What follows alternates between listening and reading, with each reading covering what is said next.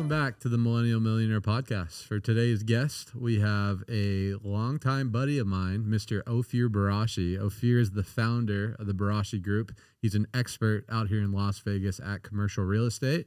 A good buddy of mine, a fellow comrade. Thanks for hopping on, dude. Dude, thanks for having me. It's been a long time coming. Yeah, we've been wanting to do this for a while, and now I've finally started to get in the mode of generating some content online, so it's the right time. In the game, dude. So for those that don't know who you are, tell us a little bit about the Barashy Group. I've known you for a really long time.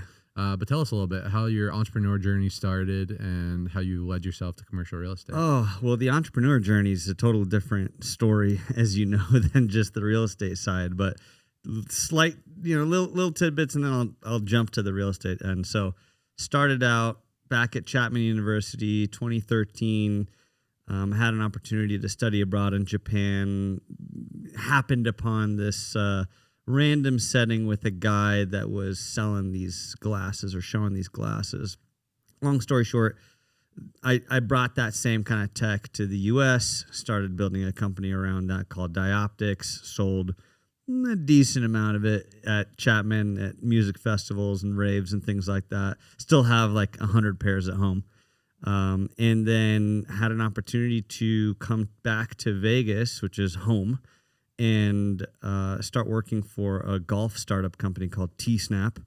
So started out as employee number 2 and worked my way up to whatever, from sales to support to implementation, operations, then finally product management. So I got a good feel of the entire business, of how business should be run, as well as how business should not be run.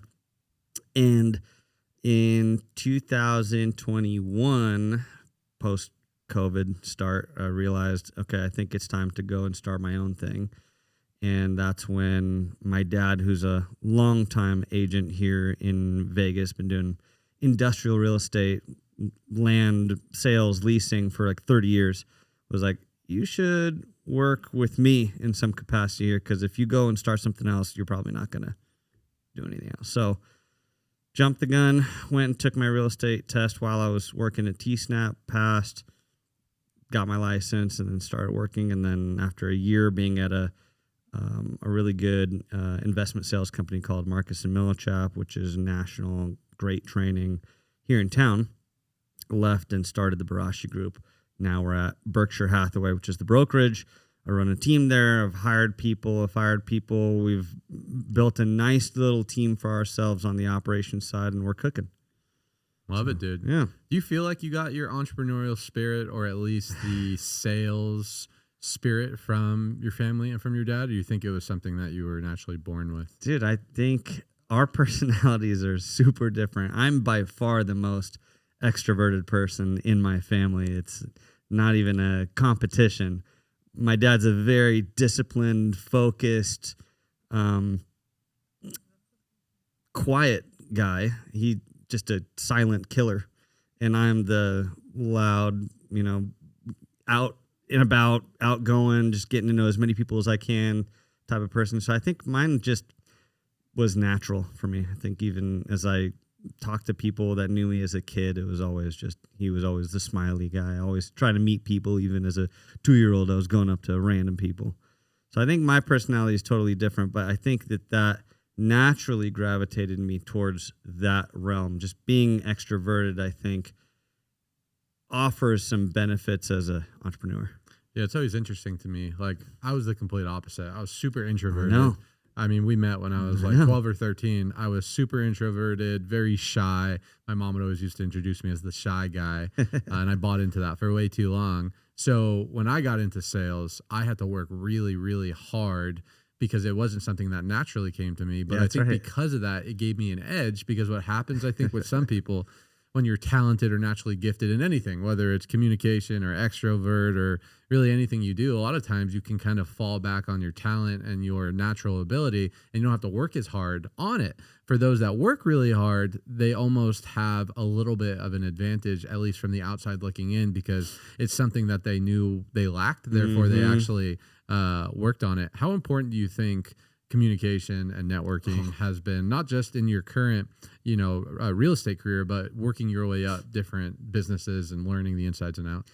I have learned, especially when I was at T-Snap, it became crystal clear that communication and perception are the two most important traits, values, whatever you want to call them.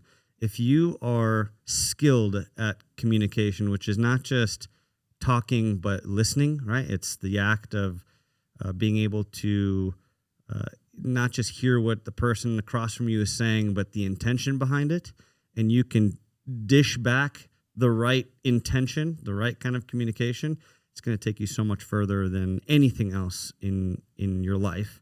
And then perception is, how are you perceived? How do other people see you? If you understand how other people see you, then you may have the ability to try and change that for the better. So both of those things are critical. I mean, I think, like you said, it's funny because when we were kids and I knew you from BBYO, I agree with you. Your personality was completely different than it is now. And so when we kind of, got together again in later years, you were a completely different person to me. And I think that the irony is you always had it in you, but you just didn't really know. So, I mean, for you, is it like a switch that you have to turn on? Because, for example, my wife can do both. Okay, and she's probably going to be pissed that I would say something like this. But in my opinion, she has the capacity and the capability to just turn on a switch and be on. And then also, needs her time alone to recoup. Whereas I only get energized when I'm around people.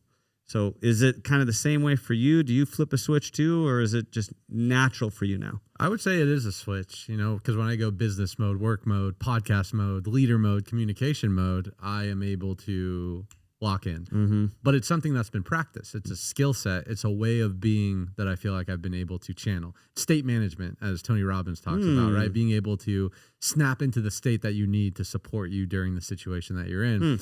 But I notice that if I travel too long, or if I do too many road trips, or whatever the thing is, like even right now, I have the house to myself. Mm-hmm. My fiance is, out of town. And it's nice because it feels like I'm able to recharge and get into solitude and get into quietness. So I don't know. I think introvert and extrovert is a nice label you can put on people. Yeah. I also do think it's very situational based, because I have friends that are super quiet, super timid at different settings, but then they get around a different group of people and they don't shut up. Yep. Right? Versus other people that talk. That's right. But maybe they have a weird situation with their family that they get very, very quiet. So I think maybe inherently we lean towards one or the other, but I think for those that are listening, the takeaway is you should be able to snap into whatever mode you need to get through the situation, not just get through it, but hopefully get ahead of whatever setting that you're in. Yeah, be a chameleon, right? Adapt to your environment. Whatever the environment is, change to that color. And if you're able to do that, then you can survive or thrive in any setting. 100%. Talk to me about networking a little bit, Ofir, because I think you're a great networker. We play pickleball a lot. We go to different events and networking things, and you're always, and this is, again, your extrovert. You're always out there getting numbers, asking questions. Talk to us about the why behind networking and why it's important in 2025. Yeah, so I think that especially in a town like Vegas, especially in a business like real estate, who you know is the most important thing that can take you so much further than what you know. You have to also know, you have to have some kind of, market knowledge and expertise, but it's so much more important to have good connections. And so the only way to do that is to put yourself out there. If you choose to stay at home instead of taking that extra step to go to the networking event, to go meet with people, to just get outside the house, then it'll just open up so many more doors for you. And I realize every time I leave the house, when I had the choice, like, should I stay home? Because you know me, I would love to just stay home and play video games or play a board game or just hang out with friends. But whenever I take that step to just go out, it always rewards me. Whether I see someone, which is always an amazing thing for me. I love this town for that reason. Is whenever I go out, almost every time, no matter where I go out to, I see someone I know. And it's such a rewarding feeling. And just being out there, the opportunities tend to come, especially if you have the inviting energy. So networking is critical because it's the only way for you to meet new people. It's hard enough to meet people in Vegas, right, without going out and putting yourself out there. But you also have to be inviting. So you have to be able to not just like sit there in the corner, but you got to go up and talk to people. You have to have no fear, right? You have to be able to go and ask questions and shake hands and ask for numbers and just push the boundary a little bit. If you're just going to sit in the sidelines, no one's going to come and dance with you. You know? It's a good point, because I think growing up in my entrepreneur career, I was almost programmed that the opposite, where you don't want to go out, you don't want to party, like stay focused, lock yourself in a room and then don't come out until you do X, Y, and Z, which to some degree is good advice if you're just going out wasting time and doing the wrong things. But to your point, I agree with you. Now that I'm a little bit older and I understand, a lot of times where I want to stay in when I'm invited someplace, because again, naturally, I like to have my own alone time, and the older I get, the less I care about doing certain things. Sure. But it's almost a deterrent to my business, because you never know, especially in a place like Vegas or a major city, you go out to a bar or you go out to a lounge or you get invited to this X, Y, and Z event, a pickleball game, and you never know who run into that could potentially change your business, change your life, add significant value. So where do you think is the balance between staying focused, staying locked in, doing what you need to, not caring about other people because you care more about yourself, so you're making forward progress, but also not going into isolation where then you're actually limiting yourself from creating those connections? That's a good question, because I don't think that there's a quantitative answer to this. I think it's a qualitative answer. And I think that the key is that, to whoever told you those points in the past, my dad has said the same thing: stay quiet, work quietly, do things in silence, and then all of a sudden you've come out of nowhere and you're extremely successful. I'm kind of the opposite a little bit of that. But the key there is you have to be able to spend some time, at least as much time as you can, on revenue generating activities, right? Sales, prospecting, whatever that may be. But there's I don't know how exactly to describe it, so I'll just call it qualitative benefit to just meeting people, whether they're, like, for example, for me, I go to a lot of real estate networking events, right? Like we have CCIM and NAOP and a bunch of different organizations. And none of them are really bringing me more business per se, but what they're doing is they're solidifying my relationships with other agents. And so because I'm going to all these events, meeting all these people, getting involved with everyone in the community, whenever an agent knows me on a deal or when I go and call them on a deal, there's already this almost like this trust that's formed already, right? People want to do business with people they like and people they know.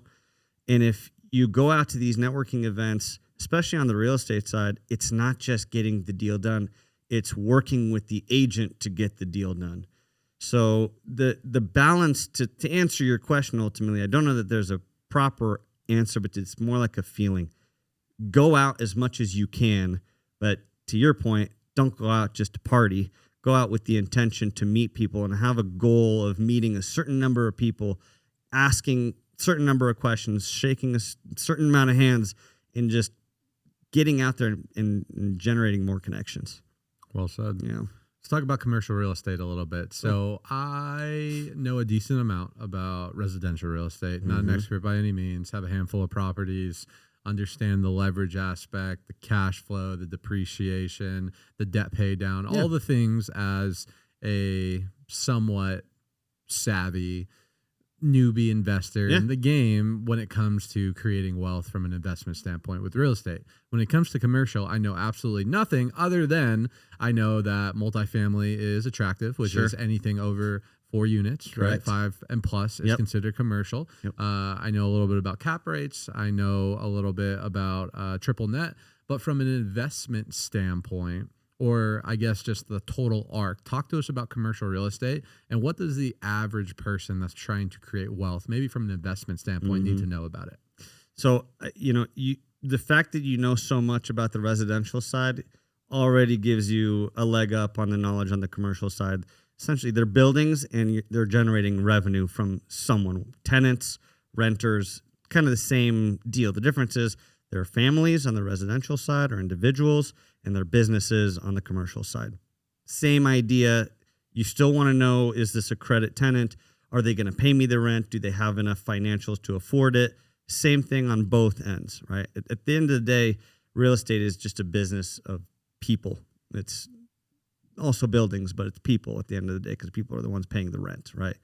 So on the commercial side, there's just a lot more complexity around the different types of commercial properties, right? With residential, there's only a handful of different types of residential properties, but commercial can get really into the minutia. And, let's say the four major ones, let's say are office, retail, industrial, and multifamily. You've got land as well, but then there's also a ton of niche spots like medical office, assisted living, hotels, motels, hospitality, specialty products like schools, golf courses. There's just so many different types of commercial properties, and they're evaluated in completely different ways. But at the end of the day, it's still the same on the residential side, which is what's my return? What am I getting at the end of the day out of this? And how stable of a asset is this? Because that's what you're investing in. Would you say most of your clients are either business owners or investors? Are really the two type? Yeah, I mean, at the end of the day, institutions maybe. There's also institutions. So a lot of times, especially for my business right now, we've been in business for about 4 years. Myself, Dad's obviously been in business for 30. So somewhat different clientele in certain phases of the business life. But there are, there's landlords, there's sellers, there are buyers, and there are tenants. And that's pretty much the entire wheelhouse, right? And similar to residential, same kind of thing. And on the commercial side, from a owner standpoint, landlord and seller, right? You've got either you're an owner user where you're running your business out of the property, or you're an investor. You're just getting a return. You've got tenants paying you rent. And then from an investor standpoint, you're either maybe a mom and pop that just has a property and they're generating some rent. Maybe it's a single tenant, maybe it's a multi-tenant. And then there are institutional players like REITs, real estate investment trusts, or larger companies that invest in real estate that have a lot of assets and they just look at their blended return, right? For example, there's also developers out there like Schnitzer or Dermody on the industrial side. There's, Ovation that does a lot of multifamily, things like that. But there's a wide array of people that are in the commercial side. When it comes to the investing side, I don't know much about office buildings. Sure. I don't know much about doctors' offices. Mm-hmm.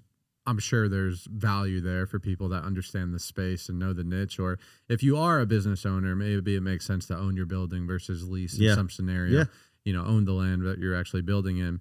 The things that would attract me if I'm the average person looking to create wealth and put my money would probably be multifamily and land. Talk to us a little bit about those two asset classes. I've heard great things about land. I don't own any land specifically, but tell us a little bit about land and your experience on why it's a great tool. Well, let's talk about land for a second. To your point, they don't make it anymore, right? So there's a limited supply of land, and once the land is gone, it's gone. I don't mean that it gets eradicated. I just mean that it's gone because it's been developed, right? And then once it's developed, it's not land anymore. It's a property. It's an improved property. So with land, in theory, as there's more and more scarcity, as long as there's more and more demand going along with that scarcity, the land value goes up and up and up. What's challenging with land is that you have to also think about the end. You have to have the end in mind, which is, why is this land worth any money at all? It's because at some point I have to be able to make money with it.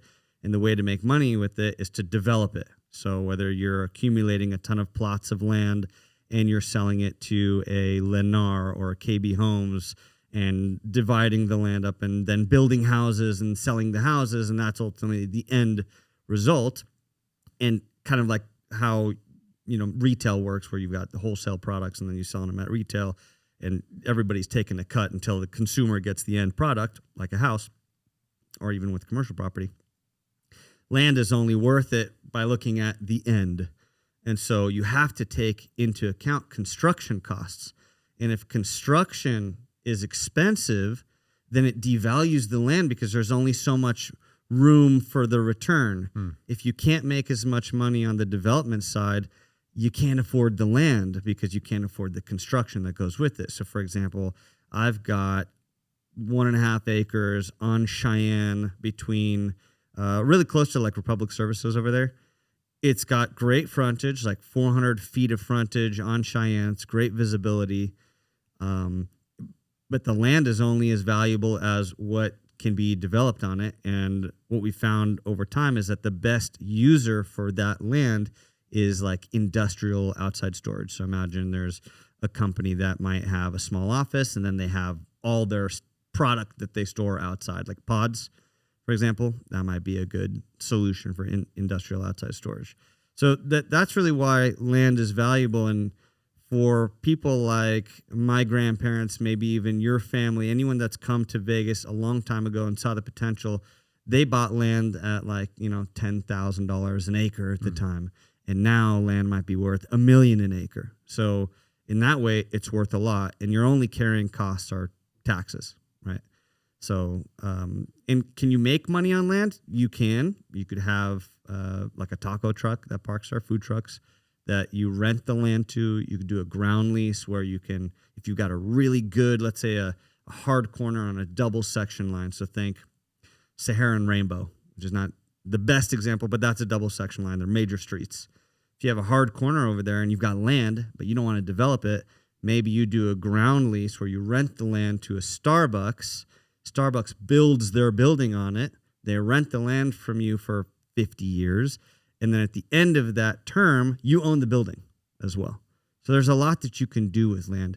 But land is not typically a revenue generating asset.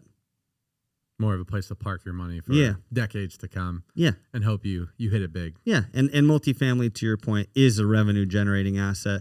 It's got a lot of turnover. The rents can change more frequently. And so as demand rises, they can change the rent significantly. As you've seen in Vegas, rents have just skyrocketed over the last 5 years. So the return is higher, and therefore the asset is in theory more stable and generates a greater return. So investors are willing to get into an asset like that for a very compressed or low cap rate, low return on your money. Yeah, so let's talk about multifamily a little bit. So anything under 4 units is residential. Anything above 5 units or more is commercial. And unlike residential, where the value is basically determined by comps, commercial is based on what the rents are going for. Is that right? So if you're able to raise the rents, that actually increases the value. So talk to us a little bit about maybe value add and all the things. So there's really 3 main approaches to evaluating a property. There's the comparison approach, right? So comps, sales comps. There is the income approach. How much money is it generating? And there's the cost approach. How much would it cost to replace this property today? And in order to evaluate a property, you want to look at least one of those avenues, if not more. It just depends on the availability for each swim lane. Okay, so with houses, it's a little easier. They're cookie cutter for the most part in certain areas. So if a house down the street from you sells, and it's the same kind of neighborhood, like in the Pueblos, for example, then you know that your house is going to be pretty much the same thing depending on how much you put into it. You renovated the kitchen, maybe you did something with the yard, whatever that may be. Those are kind of minor improvements. You can kind of tell for the most part what your house is going to go for if it's sold recently. Commercial is a little bit trickier because there's really no 2 properties that are exactly the same on the commercial side because they're not typically developed to be exactly the same. Plus, the tenants are totally different. So if you're buying it from an investment standpoint, you could have the 2 same identical industrial buildings, but 2 completely different tenants in the buildings, and it would be worth totally different because you're at that point you're buying the income, you're not buying the asset. It's more like buying a business than a Yeah, property. exactly. Because if you have a credit rated business in that building and they've got a 10-year lease and they've been paying rent on time and they're at market and they've got good rental increases every year, so you're generating good cash flow, that's more valuable than if you have a tenant that's got like a 1-year lease left and they've only been in business for a few years and they pay rent, but it's kind of below market. That's value add potentially, right? You may get into it for a lower price point and then try to change it up, renovate it, bring in a new tenant, and then catch it up to market and get a better potential. So from an investment standpoint, it really depends on your appetite. If you're an investor and you've got the capital to invest in the real estate, you have to ultimately decide on your risk appetite. Are you just wanting to buy a property that's mailbox money, just sending you a check every month? The tenant takes care of everything. They pay for the taxes, the insurance, they cover the roof, they cover if the HVAC goes out. Or do you want more of a value add? You want to be able to, have to put some elbow grease into it. Maybe the property needs some renovations or capital expenditure improvements to the building. Maybe you have to put new HVAC units or whatever it may be. In that case, hopefully you're getting into it with less money in, and by the time you get it up to speed, you're making more money than you would with a stabilized asset like the other side. Now, is getting qualified and that whole process for what's called a multifamily property, is that similar to the residential side? Yeah, or is it a bit different? So for commercial, I mean, it's the same kind of financing process. The lender's going to look at your credentials, your financials. They want to see, your bank statements for the last few months. They want to see your tax returns for the last few years. They want to run a credit report. They want to run a background check on you. It's kind of the same process on the residential side. And that's both for getting a loan and also getting a lease, right? You kind of treat it in a similar way. They just want to know, can you pay? Do you have the capacity to pay back the loan? Same idea. It's just on the commercial side, you might be coming at it as a business rather than as an individual. Maybe your business is generating a lot of revenue, and so you're showing the financials for the business rather than showing your personal. But it depends. I mean, there's a lot of times where even if you have a strong business, if it's a mom and pop business, you may still be showing your personal financials. How does the residential and commercial market kind of tie in with each other? If residential how housing do they impact each other, you mean? Yeah, is residential housing, on the come up? Does that mean commercial is? Obviously, during COVID, commercial took a massive dip while residential increased. Are they simultaneously increasing? Are they linked or a bit different? Yeah, so kind of like I said at the beginning, this business is a people business, right? So if there's a strong demand for residential, in theory, that should help drive the commercial because the residential is the labor pool. So it just depends on which avenue it goes into. For example, we have a ton of people coming into Vegas from California, especially people with a lot of money. Maybe they have high expectations on the healthcare side, let's hope. So in theory, they should help drive a greater healthcare requirement from Vegas, maybe help drive more doctors to come to Vegas and provide better health care because Nevada's not doing so hot and California is in much better shape. And so in theory, residential does help drive commercial, but commercial, it's different assets. So during COVID, office took a hit, right? Retail took a big hit in COVID too, but industrial was skyrocketing because everybody started to realize, e-commerce. We just need a big box. It's cheaper. We'll just store everything in this box, sell it and distribute it like Amazon does, and we'll make a ton of money because the spread's going to be great. And so now, because industrial has been seen as such a hot item, the rates have gone up for industrial significantly. Even to buy an industrial building has gone up significantly. What used to be, $150, $180 a square foot a few years ago is now $300 a square foot. Easy, depending on the area, right? And rents have gone up from 80 cents to $1.20 or whatever, depending on the area, right? So it also depends on the asset class because office is starting to recover, but will never be the same because you'll always have hybrid work now. Yeah. But retail made a significant comeback post-COVID, which we thought wouldn't happen. And industrial is still doing very well, but starting to slow down because developers saw, opportunity with industrial. Let me build.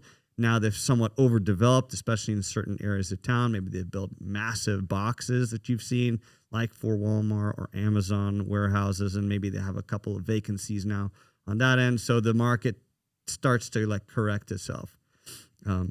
So residential does drive commercial a lot, and it depends on where that residential is happening. For example, the majority of the labor pool you might find in North Las Vegas. And so a lot of industrial may need that kind of labor pool. Does that answer the question? 100%. Yeah.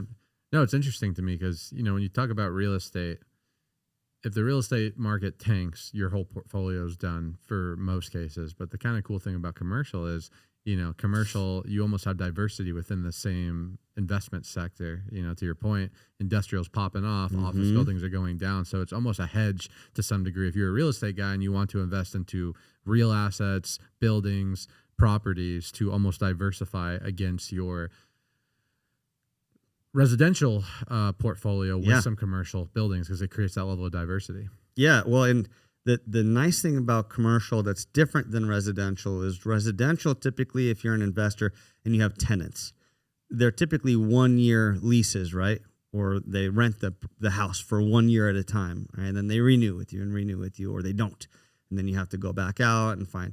And in theory, maybe residential, the rents change every year, and maybe they go up significantly, but in some cases, maybe they go down, and it might be hard to see. With commercial, you can lock in a tenant for 3, 5, 7, 10 years, so you can weather the storm a little bit better. If you're able to lock in a strong tenant in more uncertain times for a long period of time, and you have a corporate guarantee, for example, or a strong guarantee, whatever they may be, personal or franchise, then you may not feel any effect of a downturn, right?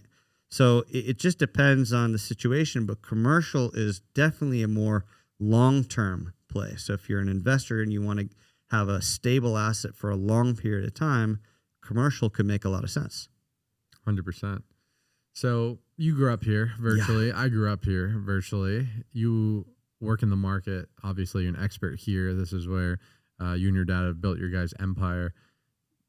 What do you see in Vegas right now? Obviously, where it's come from to where it is today is pretty astronomical. Do we think Vegas is eventually going to catch California and some of these other markets? Do we feel like it's going to be a little bit stagnant? Where do you see Vegas, just the overall state of the union in the city? Well, so in a lot of cases, certain asset classes have started to catch up and meet the same kind of standards as California. So industrial, for example, I've got a client who is in California right now. He's got a distribution business out there, and we've been comparing industrial properties in California near LA, maybe even an hour out of LA, to properties in Vegas, and the price points are similar.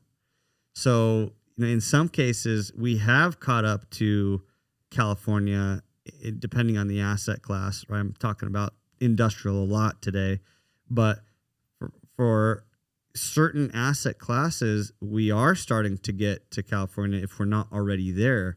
And I think that Vegas is the type of market that is first to skyrocket up and first to tank down. You just feel it a lot more. The shift is significant in Vegas. So, when times are hard, Vegas gets hit harder. When times are good, Vegas reaps the benefits a lot greater. So the state of the market today, I would say to investors, right? I would tell investors that find good assets. Tenants come and go, but find good assets, invest in good locations, and tenants will keep flowing through it. But if you find an asset that might be generating really good income today, but it's not in a great area, then you may have trouble churning and finding new tenants and continuing to raise the rent over time, because maybe the demographics changing in the area. Maybe people are being sucked away from one particular part of town and they're moving to another part of town. So with commercial, you really have to have a holistic overview of what's happening, where are people moving. Again, it's a people business. What do people like and not like? Where are people living and moving to? What are people spending money on? So, yeah. Let's talk about the long game a little bit. I feel like whenever I talk to real estate agents, especially commercial, it's not a quick commission flip in most cases. Yeah. You know, you're not flipping houses, you're not selling pest control, you know, you're not selling solar panels. I feel like for people that want to get into the real estate game, it's definitely more of a longer term game. You have to build and develop those relationships with business owners. It's not like people are just kind of moving in and out like residential real estate. Talk to us about the mindset it takes to be successful in this game, because I think it's applicable to a lot of other spaces as well, that people may have that short-term mentality. This is a disciplined person's game. You have to stay consistent and persistent. You have to maintain the same level of input, the same level of work consistently for a long period of time to build the snowball. That's kind of the analogy I like to use when I talk to agents or talk to students or talk to people about what commercial real estate is like.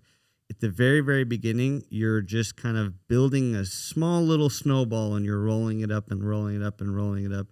And it takes a lot of effort to roll it up, and you're on your knees and you're just kind of like really working hard. And eventually it gets to a size where it's a little easier to roll. It gets a little bit bigger. And eventually you get it to a size where all you need to do is kind of push it, and it rolls on its own and accumulates and gets bigger, bigger, and bigger. In that process of starting it out, putting the rock on the snow and trying to roll the snowball, is that first few years in the business. It's just a grind, right? Just like any kind of sales, it's a grind, but it takes a lot longer to generate a sale because it takes a lot longer to build the relationship. I mean, these are massive assets in some cases, and people's livelihoods at stake. You have to take it very seriously, and they have to trust you. And in order for them to trust you, they have to know what you're capable of. They have to be able to see that you're an honest individual, that you'll advise them in the right way. And so on the commercial side, for me, for example, it took time to build that book of business, making phone calls every single day, going to networking events, knocking on doors in some cases, sending out emails, sending out flyers and mailers. And, you know, after a year or two in the business, it started to accumulate. And then all of a sudden, started to get a deal after deal after deal after deal, and then you start to close deals after deal, and then start to generate the revenue that way. But for example, year one in the business, I made maybe like $6,000. Peanuts. Okay. By the way, $2,000 of that went to a training fee for the brokerage. 50% of the total fee I got went to the brokerage. Maybe another little bit went to a senior agent. So I'm left with peanuts, right? But eventually you get the second one, and then the second one was, let's say, $20,000, because I'm still splitting commissions with a bunch of different people. And if you go out on your own, or if you find a brokerage that allows you to generate more income like I did, and you manage to get a few more listings, then now I closed a $90,000 deal, a $100,000 deal, $300,000 deal. Like, and they can come in one deal. It can be one building that you sell. That's $6 million. You make a 3% commission on it, or 2% commission, and you're generating a significant, amount of money. And then in commercial, it's pretty prevalent to do what's called a 1031 exchange. If you're familiar with that, which is you take one property, which is an investment property, not one that you occupy. You sell it, and you defer all the capital gains taxes by rolling in that investment into another property and growing your portfolio that way. So as an agent, I'm working with the seller. I sell his building. I 1031, and I represent him as the buyer, and I buy another building. I'm making commission on both sides. So it can be a very lucrative business in that way, but it takes a while to build it up. Yeah, I think that's one of the cool things I love about direct sales, being self-employed. It really does give you the creativity to go do it how you want to, which is amazing for some people, but for others, a lot of times they don't maximize the resources they have at their disposal. To your point, you're out there, flyers, door knocking, ads, doing anything that you can just to build some credibility, build one client to turn to two, two to four, four to six, four to eight. And it's so shocking to me how many people get into a new business and they have all these different opportunities and all these different levers that they can pull in their business to get it off the ground. But they're so tunnel vision on doing a very linear approach that they just never really maximize all the other things that they have out here. And part of it maybe is the schooling system. Part of it maybe is the one-dimensional system that we live in. Yeah. But I think people don't talk about creativity enough when it comes to entrepreneurship, because it really allows you to tap into some of those faculties that maybe you don't utilize in other areas of your life. One of the most enjoyable parts of commercial real estate for me, and I think also probably on the residential side, but on the commercial side for me, is that all it takes is for one group to agree to the terms with another group, and that's all you need.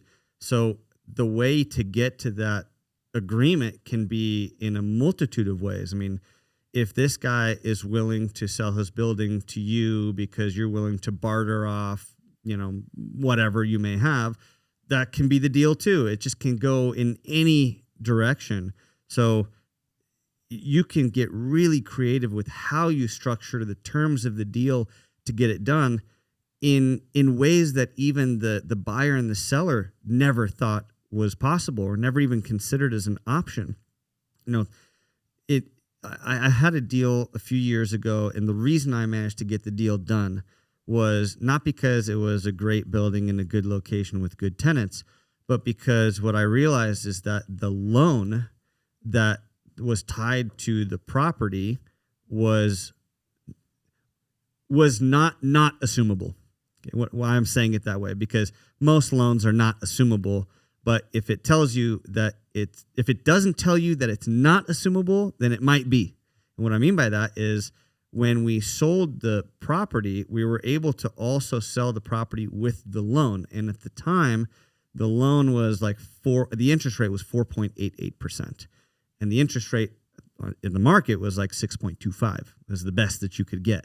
So now I'm able to sell this asset with a better package, allows the buyer to have greater purchasing power and a greater return. And so I could ask for a little bit more on the sale price to offset that, or as the benefit. And that's how we managed to get the deal done. And the guy managed to turn his property around in 2 years for almost 30% more, which is crazy. So this business is all about creativity. There's so many different ways to get the deal done. It's not so simple as just saying, here's the price, here's how many days you have, here you go.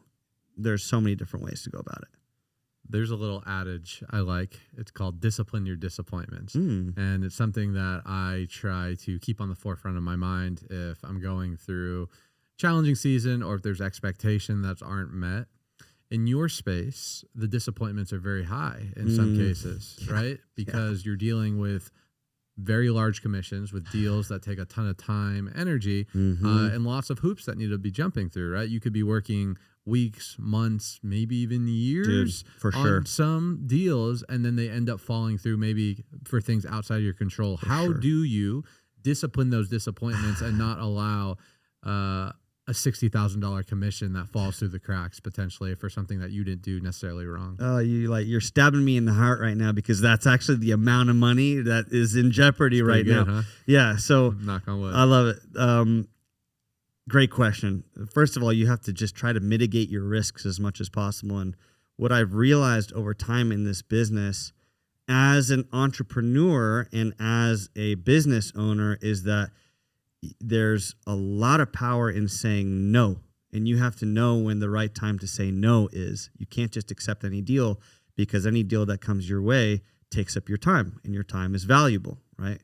And with a lot of these transactions and these relationships that we build, we put the work on the front end and make no money in the meantime, right? So for example, I may go out and cold call someone, or I might have my team go out and cold call someone. We're going knock on the door, walk into their space, introduce ourselves, talk to them, and then offer to build them a package, okay, like an evaluation or an opinion of value, what have you. And we spend a lot of time and money on the marketing side putting this nice package together that shows you what we think your property is worth. And even if we do that, there is no guarantee that we're getting the business. So for example, I did a lot of this work. I was the first one to bring it to this particular property owner's attention. We had good conversation. The property owner said, yeah, I'm actually interested in selling. Might be interested in selling in the near future. Sure, you can go ahead and build this out for me. We did all the work. We met with them. We presented to them. We stayed in touch with them regularly. And even still, I didn't get the deal, right? And that's one avenue. And so the key there is not necessarily so much to try and avoid those situations, because you can't control. You have to control your controllables, right? You can't control whether or not someone chooses to work with you. But what you can control is how much you fill the pipeline. And so you have to get into the habit of continuing to prospect, continuing to fill up the pipeline, so that even if you do all this work for this individual and it doesn't work out, you've got 7 other avenues to work into, and some of those will hit. And that's why we get paid a significant commissions, because we put in a ton of work up front for potentially no return. There's a lot of risk for us. On the flip side, also with leasing, if you take, let's say, a leasing opportunity, okay, a lease listing. So you've got this property, you're trying to lease it out, or if you're representing even a buyer, representing a tenant, you may spend a ton of time with them trying to find properties that are a good fit, trying to find tenants that are a good fit. And if you don't have a very clear grasp on the people that you're working with, if you don't know how strong they are financially, if you don't know how many years in the business they have, do they have the business acumen to make it work? Do they have the money to make it work? Do they have their ducks in a row? If you don't qualify and vet them out ahead of time, you could be spinning your wheels for a very long time and not make anything on it. So, for me personally, I have gravitated more towards working with sellers and landlords because I can control the outcome more. Not perfectly, but more. When I'm working with buyers and tenants, I'm going out, I'm the fish, right? When I'm representing the seller or the landlord, I'm the fisherman. I'm casting the line and I've got the bait and all the fish are coming to me. So I'd rather be the fisherman than be the fish, and that's how I can control it a little bit more. But the answer to the question is fill your pipeline. Get so many of those deals in the works that one doesn't work out, no big deal. You move on to the next one. You can't take it personally. That's the beautiful part about the art of prospecting. And it's one of the reasons I love the door-to-door industry so much. And similar to yours, it's you can always go knock more doors. Deal fails credit that you're counting on to pay your bills, go knock more doors. Customer says they're going to be there, they no-show you, go knock more doors. That's right. It's a little bit cliche, but when you're in a building energy and you're out there, you have an abundance mindset because there's more out there and you're focused on filling your pipeline, not just working your pipeline. Yep. Then it almost puts you into a state of abundance and receiving versus a state of scarcity and desperation. Yeah. Because what happens is when you're counting on that one deal to go through, that one investor to give you the money, that one business deal that falls through, if you're only counting on a handful, what's going to happen? Law of averages, they're going to no-show you. They're going to say no. Your business partner's going to screw you. But if you're always out there just building and growing and just focusing on your controllables, which is just more at-bats, then it puts you in a higher frequency, and then you start to attract better things in your business. Yeah, you don't want to put all your eggs in one basket, right? You want to be able to distribute all your eggs into a variety of baskets, and this basket might hit, this one might not, right? Just like if you're investing in stocks, you're not putting all your money into one stock. You might have a portfolio of it. The other part, to your point, is you don't want to be in a reactive state. You want to be in a proactive state. It's the same idea with prospecting. You're absolutely right. Just make one more call. Totally. How do you stay hungry? Because, there's big swings in your business. Solar is a higher ticket item, so I'm very familiar with it compared to maybe window cleaning or alarm systems, where it's more of a volume game, smaller tickets. So you need to do a lot of volume. Where solar, $4,000 commission, $5,000, $3,000, California, 10, 15 grand. Commercial real estate, 50 grand, 80 grand, 100 grand. How do you allow yourself, after you do close a big deal, that commission check hits, you make a 6-figure check? How do you not allow yourself to get complacent and keep the same hunger as if you didn't have anything coming in? That's the mindset, right? That's the growth mindset versus the fixed mindset. Is you got an opportunity, great. And not only that, but use your listings as bait to get more listings. Just like you said from before, I don't use a listing to go, cool, I'm going to get this transaction and make the money. I go, perfect, I have a listing now. I'm going to use that to get more. I'm going to do this open house in order to get more buyers, right? I'm going to try to attract more buyers. It's the same thing on our end. You want to be able to use the bait that you've managed to work hard to get to fish out for more. And so the answer to that question, I compare it a lot to golf, right? There's so many times, just came from golfing today. There's so many hits, so many strokes, so many times where you hit the ball and it just goes way out of bounds. And then there's the one hit that's just perfect all the way through. And that's the one that gets you to keep coming back. And so when you do get that check and you see what you can do and you can understand that all it took, that it started with a phone call, and that all you had to do is pick up the phone, and that phone call was worth $100,000 by the end of it, even if it took 2 years to get there. If it started with that call, that's enough to think, let's do it again. Every call at that point has value. And if you're able to break it down to that atomic level, is to say, okay, I know how much money I make on an annual basis.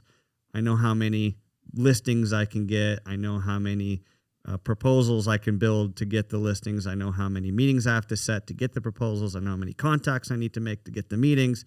Then you can break it all the way down to a phone call, and you can ultimately determine how many phone calls it takes to get to how much money you want to make. Reverse engineer it. Yeah, exactly. Reverse engineer it. That's the exercise I do with everybody I talk to. I just go, how much do you want to make this year? And then I work it all the way down to, this is how many calls you need to make.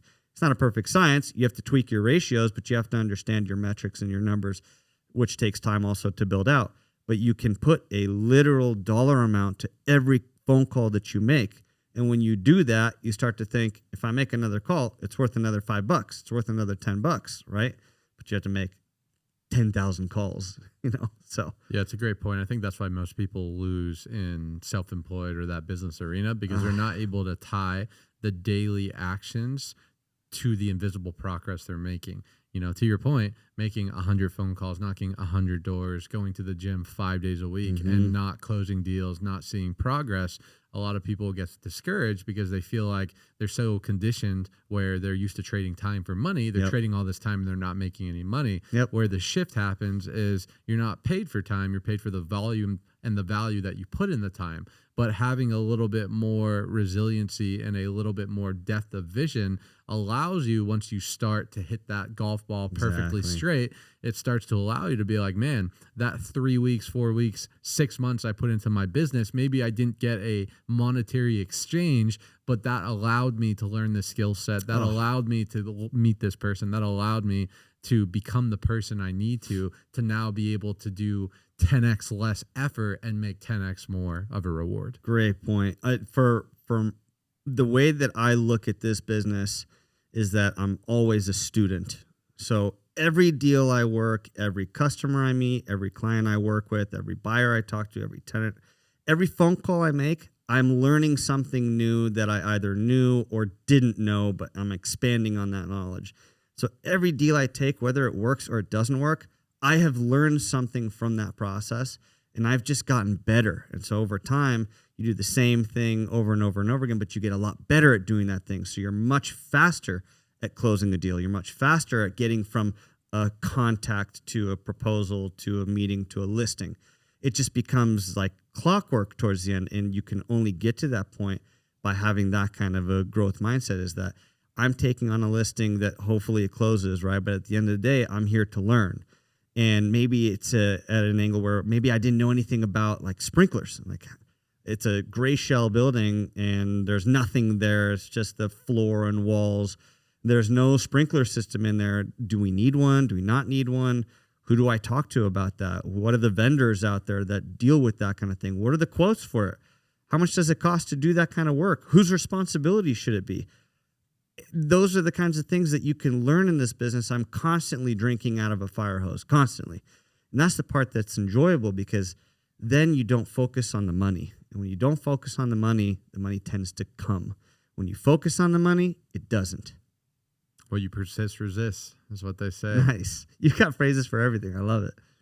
Dude, this has been great. My last question for you, Ofir, a little bit of a reflective question. If the person you are today, Mr. Founder of the Barashy Group, good-looking intermediate pickleball playing, nice stud of a man over here, could go back in time, back to maybe 20 years ago, teenage Ofir, what would the advice of today's Ofir tell that Ofir to accelerate his success, happiness, and overall growth? Whoa. I've thought about this a couple times, but I don't know that I have a refined answer for it yet. Even when I was a kid, high school, middle school, you remember me, I was always still very outgoing, loved talking to people, was always everybody's friend. And that personality is taking me through everything. And just focusing on the people, just focusing on being kind to whomever you talk to, everybody that you talk to, giving them grace, showing empathy, just being a good friend can take you everywhere. I mean, the reason I got into T-Snap was because I happened to be friends with this girl from middle school. And we hung out in college. She went to UCLA. I went to Chapman, so it was about an hour away. We went bowling one night, and then when we were walking out, I said, hey, I know you for many years. I spent time with your family, been to your house. We've hung out a lot. But I don't really know what your family does. I don't know. And she goes, well, my dad's the CEO of Allegiant. I was like, the airline? Can you set a meeting for me? Like, I'd love to talk to him. This was back when I was doing the glasses thing with Dioptics. And she was like, yeah, absolutely. And he met me at Porta Subs, super humble guy. And we just started having a conversation. And as we were walking out, I was like, hey, by the way, I'm doing this glasses thing, but I'm not necessarily sold on it. I'm always open to new opportunities. I always like to keep the door open. I don't shut the door without opening it fully. And he's like, yeah, actually, we're starting to work with this startup company. My ears perked up, and it was golf software. I was like, amazing. I hate golf, and I know nothing about software. Sign me up. Now I love golf, and I know a lot more about software. But it's just by being friendly to one person, it led me down 8 years of work and a startup company and helped me build a business foundation that I'm going to use for the rest of my life. So you just never know who you're going to talk to that could lead you wherever in life. And so my advice to my younger self is like, stick to that mentality of being a good friend. And if you do that, then life should be relatively easier for you. Sound advice, my friend. Yeah. I know you're new to social media, but where can people get connected with you or potentially interested in the Barashy Group? So, I mean, you can go to our website, which is barashy.com. Thank God I bought that early on. I think we've got an Instagram page. We've got a LinkedIn page, Barashy Group. You'll be able to find us if you just search the word Barashy. Fortunately, there's not too many of us in the world, I guess. So I've got a unique first name and last name. That's an advantage. And in general, reach out to me in any way, shape, or form. Get my number from Steve. And I'm always happy to talk, always happy to network, make new friends, play pickleball, beat Steve, whatever it takes to meet new people. This whole world is built around. And if you're interested in buying a building, he's your guy. Oh, yeah, that part's important too. Yeah. Dude, thanks for coming on. Thanks for having me. Shabbat shalom. Shabbat shalom.